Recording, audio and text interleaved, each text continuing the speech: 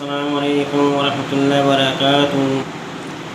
حلیفہ چہارم سیدنا علی المرتضیٰ رضی اللہ تعالیٰ عنہ ارشاد فرماتے ہیں کہ رسول اللہ صلی اللہ علیہ وسلم نے ارشاد فرمایا کہ جو شخص روزانہ 100 مرتبہ یہ پڑھیں لا الہ الا اللہ الملک الحق المبین محمد رسول اللہ صادق الوعد الامین، تو اس کے پڑھنے والے پر روزے کی تمام دور ہو جائے گی اور عذاب قبر سے محفوظ ہو جائے گا اور جنت کے دروازے اس کے لیے کھول دیے جائیں گے۔